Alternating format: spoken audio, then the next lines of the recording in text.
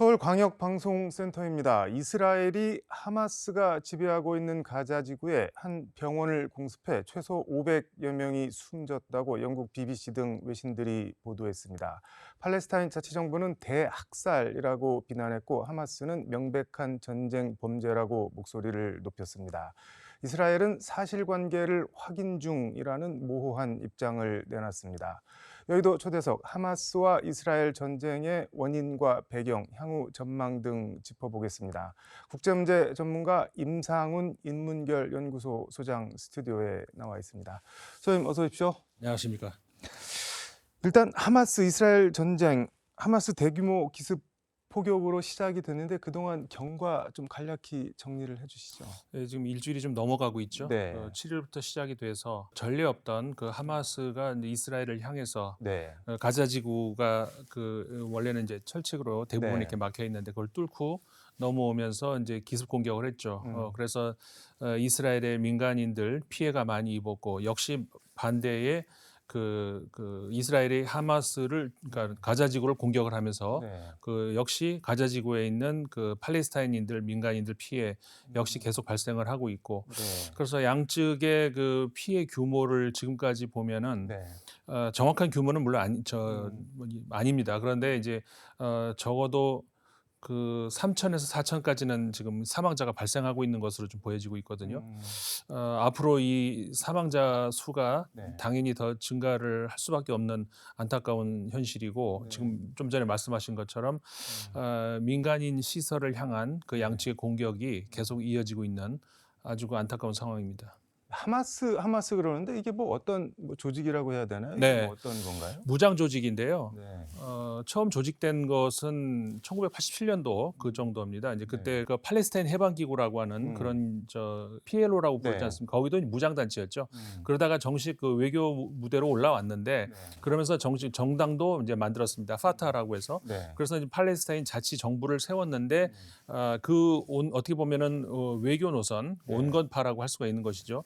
거기에 불만을 품은 그러니까는 무장 투쟁을 해야 된다라고 하는 세력들이 이제 물론 하나는 아닙니다. 여러 개 네. 있습니다. 그 중에 가장 어떻게 보면 세력이 크다라고 하는 것이 이 하마스인데 그러면서 사실상 가자 지구에서는 네. 거의 이제 그 세력을 독점하다시피 하고 있는 그런 그 단체 무장 단체이면서 정당이기도 하면서 가자 지구를 통치하는 사실상 통치하고 있는 그런 세력이라고 할 수가 있죠. 그러니까 이스라엘을 사이에 두고 동쪽은 피에로 팔레스타인 해방 기구가 실효적으로 지배하고 있고 이쪽의 가자 지구는 이제 하마스가 지배를 하고 있다 이렇게 이해를 하면 되는 걸까요? 네, 네, 맞습니다.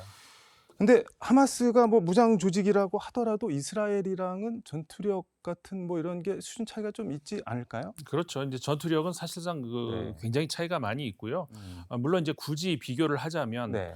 그 이스라엘 같은 경우에는 이제 전 세계적으로 굉장히 강한 군대죠. 네. 근데 반면에 하마스 같은 경우는 무장 세력이라고 합니다만은 사실상 그런 정규 군 그 국방력에는 비교할 바가 안 되고 예를 들어서 이제 무슨 그 전차 이런 네. 것이 갖춰져 있는 것이 아니고 음. 그다음에 뭐 전투기가 있다든가 그런 게 아니고 오로지 이제 그 보병 그다음에 그 어떤 로켓 이런 것들에 거의 의존하고 있는 그런 상황이기 때문에 사실 이스라엘과 이제 그 대등한 전투력을 비교를 할 수는 없죠. 근데 이스라엘 관련해서는 이번에 두 가지가 궁금한데 뭐 영화 같은 데서 보면은 세계 최강 첩보 조직처럼 뭐 네. 묘사되는 모사드나 뭐 미국 CIA 이런 데서 왜 이런 대규모 공습 징후를 포착을 못했나 다 봉쇄해놓고 들여다보고 있으면서 그리고 하나는 아이언돔이라고 해서 뭐 요격 시스템 완벽한 거 갖췄다고 하면서 왜 이렇게 맥없이 뚫렸나 이거 왜 어떻게 봐야 되는 건가요?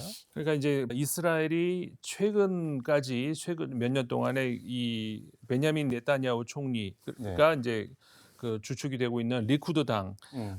이 리쿠드 당이 제1당이고 네. 그다음에 그 리쿠드 당보다 더 오른쪽에 있다. 그러니까 극우 세력들과 함께 연정을 하고 있는데 국내 정치가 사실 굉장히 좀 거의 마비 직전까지 갈 정도로 뭐 소위 말해서 망가져 있다 이렇게 네. 봐야 되거든요. 정치적인 혼란 네. 이런 것들이 인해 가지고 이제 구체적으로 하나 말씀드리자면 소위 사법 개혁이다 해가지고 사법부를 무력화시키는 무력화. 네. 예, 그런 시도를 하는 것에 대해서 전 국민적인 뭐 전체는 아닙니다만 그러니까 과반 이상은 국민들은 네. 그건 절대 안 된다 이제 반대하고 있거든요. 심지어는 장교들까지 반대를 하고 있단 말이죠. 군 훈련을 거부하고 그다음에 정보에서 그 모사드, 네. 신베트 이런 그 정보기관들마저도 총리한테 직접 그건 안 된다. 이거는 명령에 따를 수 없다. 이렇게 지금 하는 그런 상황이란 말이죠. 한마디로 말씀드리면은 네. 입으로만 안보를 외쳤지 아까 지금까지 제가 말씀드렸던 이런 여러 가지 이유로 안보 공백이 생겼다는 겁니다. 그러면서 이제 그때가 이제 또 마침 휴일이었고 이러다 보니까는 그 하마스가 네. 그런 정도의 규모를 그 공격을 준비를 하고 있음에도 불구하고 전혀 속수무책으로 당할 수밖에 없었다.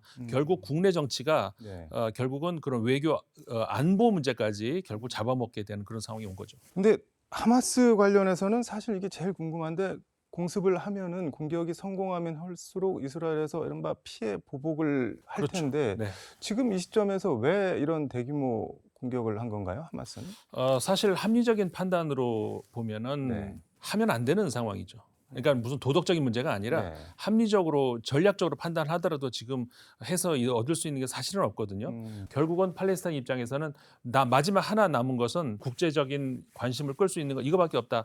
궁지에 몰리다 결국은 이런 비합리적인 선택을 한 것이죠. 궁지에 몰렸다는 건 어떤 점에서 궁지라는 건가요? 아랍 국가들이 지금까지는 이스라엘과 외교 관계를 맺는 데 있어서 팔레스타인 문제를 해결해야 된다. 더 구체적으로 말씀드리면 양 두 개의 국가, 그러니까 이 팔레스타인 지역에는 이스라엘과 팔레스타인이라는 두 개의 국가를 국제사회에서 승인을 얻어서 네. 그렇게 이제 그 앞으로는 나가야 된다. 이 문제를 계속 요구를 했는데 이스라엘이 계속 거부해 왔거든요. 네. 그래서 이제 그 계속 지체가 되다가 최근 들어와서 이 팔레스타인 문제가 뒤로 살살 빠지면서 네. 예를 들어서 아까 말씀드린 2020년에 아랍에미리트도 수교를 했단 말이죠. 팔레스타인 문제 해결된 거 없습니다. 네. 그다음에 그 이후에도 그 수단이라든가 뭐 그 바레인이라든가 이런 나라들이 수교를 이제 하고 최근에는 사우디아라비아도 이제 수교에 거의 가까워지고 있는데 팔레스타인 문제는 해결이 하나도 안 됐다는 것이죠. 결국은 그 이란과 속되게 얘기해서 한 방을 준비하고 있었던 그런 의미에서 이제 제가 아까 말씀드렸던 궁지에 몰리고 있었다는 말씀드린 거죠.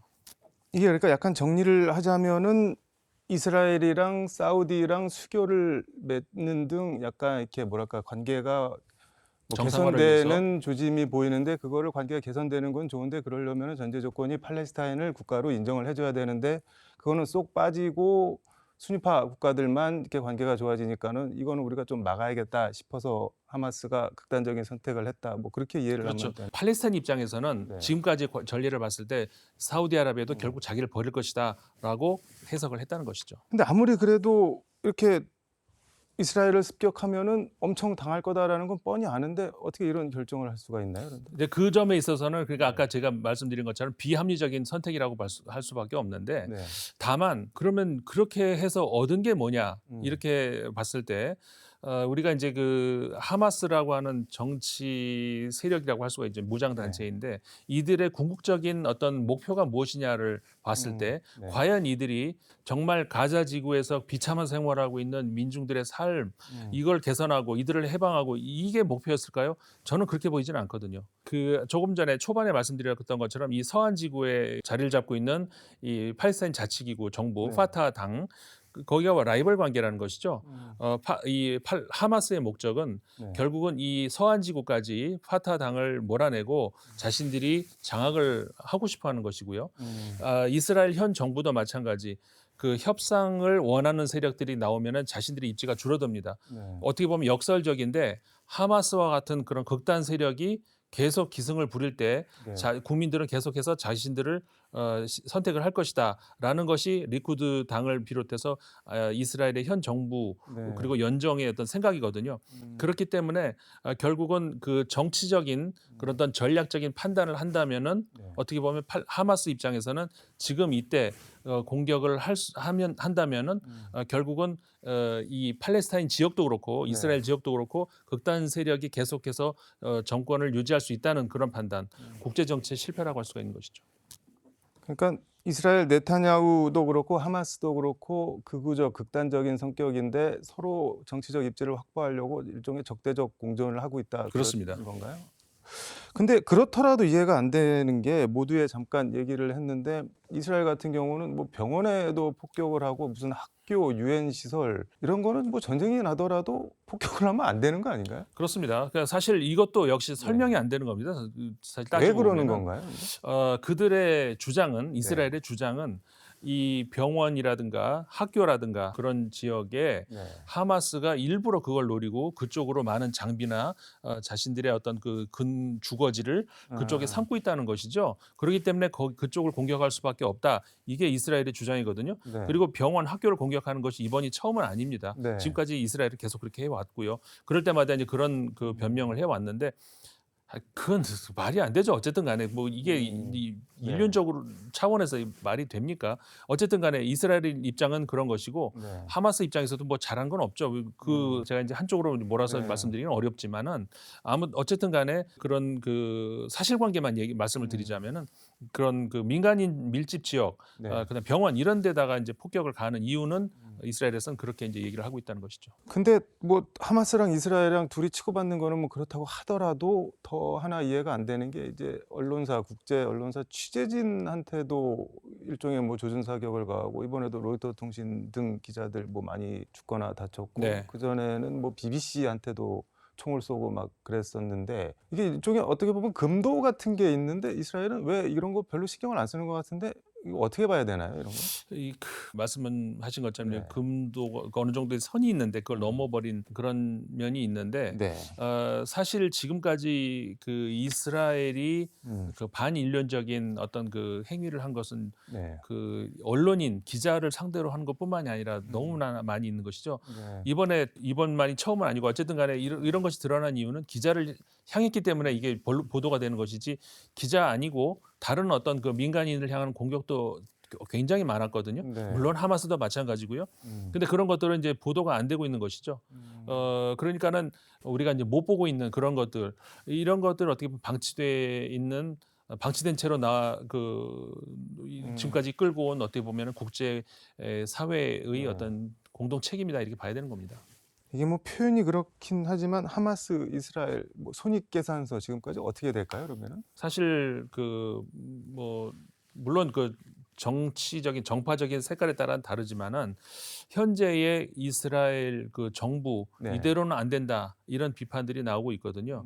하지만 그 현재의 이스라엘 정부는 계산을 달리하고 있다는 것이죠. 아까 말씀드린 것처럼 이렇게 되면은 국제사회에서 결국 네. 지금 그 많은 그 여론들이 이렇게 가지 않습니까?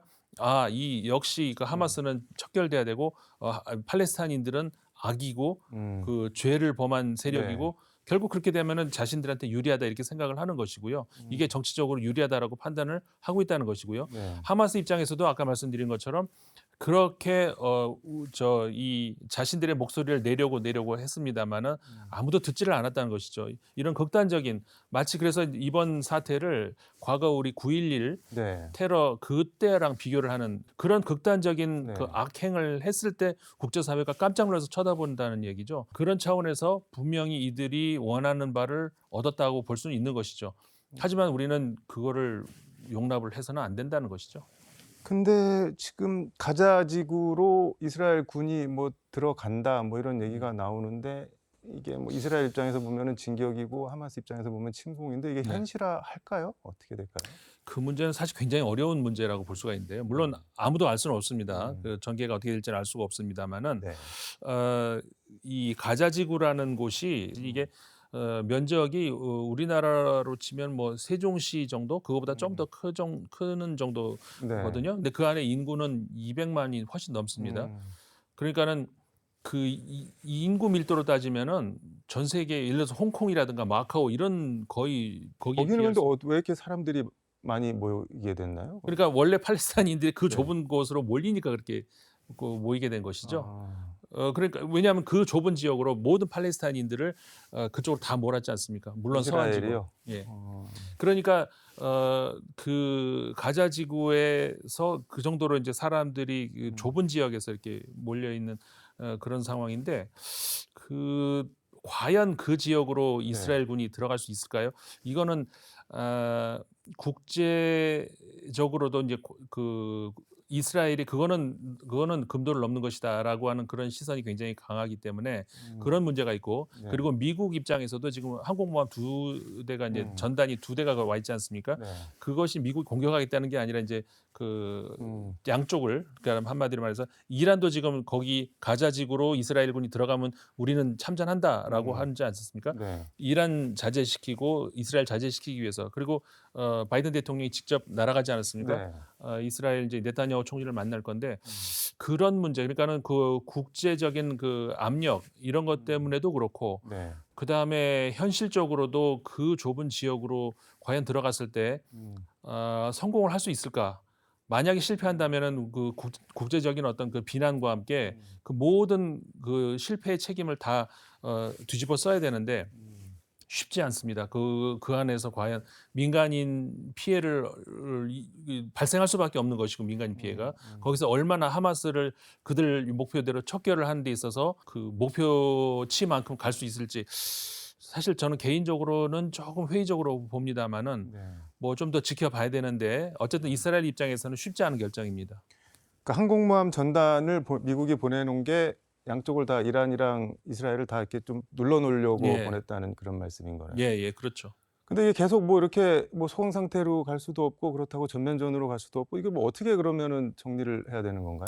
어떻게 보면 좀 전에 말씀드린 것처럼 그 네. 바이든 대통령이 지금 오죽 급하면 직접 날아가지 않겠습니까? 네. 저 이스라엘에서 이제 네타냐후 총리하고 회담을 하고 그런 것이 어떻게 보면 큰 분수령이 될 수가 있는데 여기서 어떻게 우리가 이제 그 누가 둘이 싸움을 하더라도 옆에서 말리는 사람이 잘 말려줘야 싸움이 끝나지 어설프게 말리면은 뭐 끝내기도 네. 어렵지 않습니까? 국제사회도 마찬가지인데 그 여기서 이제 미국의 역할이 어떻게 보면 되게 중요하다고 할 수가 있는 것이고 어떤 방식으로든 그 이스라엘 군을 좀 자제시키고 하마스도 역시 마찬가지. 근데 유일하게 문제는 네. 이 하마스를 어떻게 처리할 것이냐. 이거는 그 국제사회에서 어떤 방법으로든 책임을 물어야 된다는 것은 분명하거든요. 이 문제가 사실은 가장 큰 걸림돌이라고 할 수 있는 것이고요. 네. 그것이 해결이 되지 않으면은 당분간 이 분쟁이 가라앉기는 어렵다 이렇게 봐야 될 것 같습니다. 개인적으로는 이번 전쟁 어떻게 보시나요? 뭐 이렇게 물어보긴 그렇지만 누가 더 나쁜 경우인가요? 참 이게 사실 되게 중요한 네. 문제이기도 하면서 되게 좀 뭐랄까요? 이게 특히 국제사회의 문제는 그 이분법으로 선악을 나누기는 네. 굉장히 어렵습니다. 다 아시겠지만 예를 들어서 이번 이제 어느 하나의 사건이 발생을 했잖아요. 그러면 그 사건에 어떤 원인이 있고 경과가 있고 결과가 있고 결과라고 하는 것이 결국 지난 7일 하마스가 그 무고한 이스라엘 시민들을 네. 어마어마한 학살을 한 것이죠. 그 결과에 대한 책임이 있죠. 네. 하마스가 분명히 여기에 대한 책임자입니다.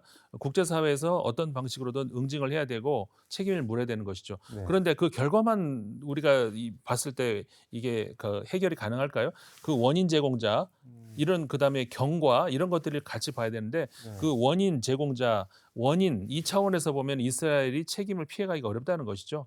그렇기 때문에 그 원인을 놓고 왜 이런 일이 이렇게 발생을 했을까를 생각을 한다면은 분명히 이스라엘을 책임을 물어야 되는 것이고 이스라엘이 극우화되어 가는 이 과정 이 차원에서 분명히 이스라엘에도 책임을 물어야 되는 것이고 그러니까 완전한 이분법적인 그런 사고로는 불가능하다.